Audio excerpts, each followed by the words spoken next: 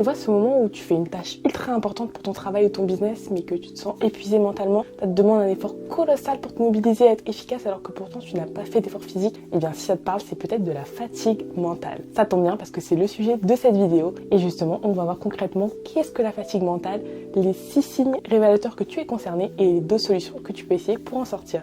C'est parti. Alors salut, c'est moi, j'espère que tu vas bien. Et aujourd'hui, on va parler donc de fatigue mentale. Et oui, je parle beaucoup d'anxiété sur cette chaîne YouTube, mais tu vas voir que la notion de fatigue mentale est aussi étroitement liée. À force de vivre de l'anxiété, ça peut aussi te fatiguer mentalement. Donc c'est pour ça que je voulais en parler aujourd'hui. Mais déjà, c'est quoi la fatigue? Déjà, on s'est tous un jour sentis fatigués, épuisés, ou alors on avait du mal à faire une action. On peut le vivre même au quotidien après une journée de travail ou des efforts spécifiques. La question est, quand est-ce que ce n'est pas normal d'être fatigué? Eh bien, quand la fatigue devient durable, persistante, qu'elle impacte la conduite de tes activités ou ta vie professionnelle, alors qu'elle est censée être passagère. Donc si tu te sens souvent fatigué de manière persistante, alors oui, il y a peut-être quelque chose à faire. Mais où est la fatigue mentale dans tout ça? Eh bien, on divise souvent la fatigue en 2 catégories, la fatigue physique et la fatigue mentale. Si tu fais un footing d'1 heure alors que tu ne cours pas d'habitude, on va dire que tu ressens de la fatigue physique. Et si tu essayes de résoudre un casse-tête ultra compliqué où tu as besoin de concentration, eh bien, tu éprouves plutôt de la fatigue mentale. Les deux sont étroitement liés. Donc tu peux être aussi fatigué mentalement après un footing et tu peux être fatigué physiquement après ton casse-tête. Donc garde en tête que les deux sont étroitement liés, mais on y reviendra plus tard. Quoi qu'il en soit, la fatigue mentale, qu'est-ce que c'est? C'est l'épuisement que tu ressens après avoir fait un effort mental intense et prolongé. Par exemple, tu as passé 2 heures à remplir ta fiche d'impôt, à te concentrer sur les chiffres, à faire des efforts pour synthétiser, être attentif. Tu peux alors ressentir de la fatigue mentale et ce n'est pas un ressenti agréable évidemment. Donc avant de te donner des solutions à cette fatigue mentale, je veux d'abord te donner les 6 signes qui montrent que tu souffres peut-être de fatigue mentale. Donc c'est parti. Le premier signe, c'est que tu as produit un effort intense et prolongé pour une tâche particulière, que tu as fait un effort inhabituel. Comme je t'ai dit, par exemple, imaginons que tu fais ta fiche d'impôt pendant 2 heures, ou alors que tu as rédigé un rapport ultra complet pour ton travail alors que tu ne le fais pas tout le temps. Tu as fait un effort cognitif particulier. Et comme tu as fait un effort pendant plus ou moins longtemps, tu as dû être un minimum concentré et tu as progressivement épuisé tes ressources. Donc tu rentres chez toi et tu es fatigué mentalement. Ça, c'est de la fatigue mentale. Donc, est-ce que ça te parle? Le deuxième signe, c'est que tu as le sentiment d'être épuisé et de devoir fournir plus d'efforts pour terminer cette tâche. Et oui, je te parle de sentiment parce qu'on va parler de quelque chose de subjectif. C'est ton ressenti. Alors qu'une autre personne, peut-être, le penserait différemment. Donc là, par exemple, tu fais ta fiche d'impôt et tu commences à te sentir fatigué. Tu commences à te dire, mais c'est une montagne de faire ça, pourquoi c'est si difficile? Et bien, quand la tâche te paraît de plus en plus difficile et inatteignable, c'est souvent qu'il y a une fatigue mentale qui est en train de s'installer. Troisième signe, c'est que tu as hâte de terminer la tâche et tu ressens de la lassitude. Et oui, au début ça allait, mais plus ça continue, plus tu en as marre. T'as envie que ça se termine et ça commence à t'impacter.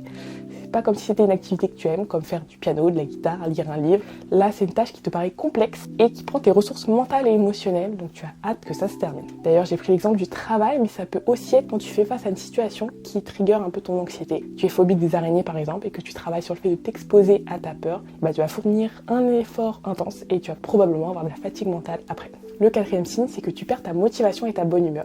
Et oui, à force de faire un effort très intense et qui dépasse peut-être tes ressources énergétiques actuelles, tu vas commencer à perdre en motivation, à pédaler dans la semoule, comme on dit, et tu auras l'impression de ne plus avancer et tu commenceras à te sentir démotivé et ça va impacter ton humeur, ça c'est sûr. Tu peux devenir plus irritable, plus agacé par cette tâche, c'est normal, parce que tu es en train de vivre ce qu'on appelle la fatigue mentale. Le cinquième signe, c'est que ta performance concrète à la tâche diminue. Donc tout à l'heure, je t'ai parlé du ressenti subjectif, et bien là, je te parle de la performance objective. Donc par exemple, disons que tu sois une écrivaine et que tu t'es fixé comme objectif d'écrire 3000 mots par jour. En état de fatigue mentale, tu arriveras beaucoup plus difficilement à atteindre cet objectif-là, parce que tu auras moins de ressources cognitives, attentionnelles, ou alors tu atteindras cet objectif-là, mais en faisant plus d'efforts et en prenant probablement plus de temps. Donc au lieu de les écrire en 1 heure, tu les écriras en 2 heures par exemple. C'est comme la fatigue physique finalement, quand tu es épuisé, bah, tu cours moins vite, tu es moins efficace. Et bah, c'est pareil, sauf que là, c'est les muscles de ton esprit qui sont fatigués.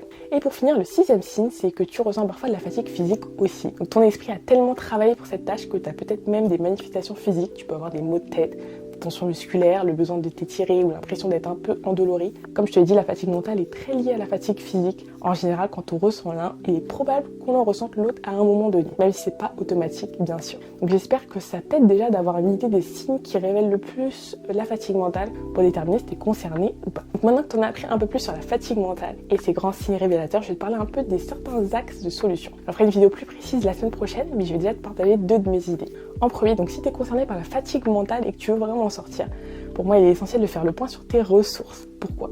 Et qu'est-ce que ça veut dire d'ailleurs? Et bah pour moi, si tu te sens émotionnellement fatigué, mentalement fatigué, c'est que les tâches que tu fais sont supérieures à tes ressources actuelles. Ce qui fait que tu arrives à un état de fatigue ou d'épuisement. Et ces ressources sont très personnelles, bien sûr. Personne n'a les mêmes ressources. Et peut-être qu'il y a certaines choses que tu peux faire justement pour augmenter tes ressources. Je pense par exemple à la santé, qui pour moi est une ressource essentielle pour maintenir ton énergie mentale. En prenant soin par exemple de ta qualité de sommeil, de ton alimentation, de ton hygiène de vie, tu auras plusieurs ressources mentales pour faire face à des tâches qui sont exigeantes et donc moins de fatigue mentale. Donc est-ce que ça fait sens pour toi? En deuxième, apprends des techniques de gestion du stress. Pourquoi? Parce qu'il a été prouvé que le stress que tu éprouves face à une tâche donnée va venir puiser dans tes ressources et accélérer le processus de fatigue mentale. Si le fait par exemple de déclarer tes impôts te stresse, ce que je comprends bien sûr, tu sentiras plus facilement fatigué mentalement. Alors fais une pause, prends un instant pour respirer, pour méditer, te rendre compte que cela ne déterminera pas ton avenir. Ça t'aidera à te remobiliser plus sereinement et à faire reculer la fatigue mentale. Donc voilà, j'espère que ça t'aide au moins un peu. En tout cas, c'est 2 idées que je voulais partager avec toi. Donc voilà, j'espère que cette vidéo courte t'a aidé. Si oui, n'hésite pas à mettre un like à la vidéo et à t'abonner pour recevoir les prochaines vidéos. Active la cloche de notification si tu ne veux rien rater. Dis-moi aussi en commentaire quel est le signe qui t'a le plus parlé parmi les 6 que je t'ai présenté aujourd'hui. Est-ce que c'est la lassitude, le ressenti de fatigue, etc. Partage tout en commentaire, que je puisse te répondre et qu'on puisse échanger. Si tu veux aller plus loin, je t'ai mis en barre d'infos un guide offert qui va te partager 10 techniques express pour apaiser ton anxiété dès aujourd'hui. Donc t'as juste à mettre ton email et je t'envoie ça tout de suite. Donc je te dis donc à la semaine prochaine pour une nouvelle vidéo. Ciao ciao.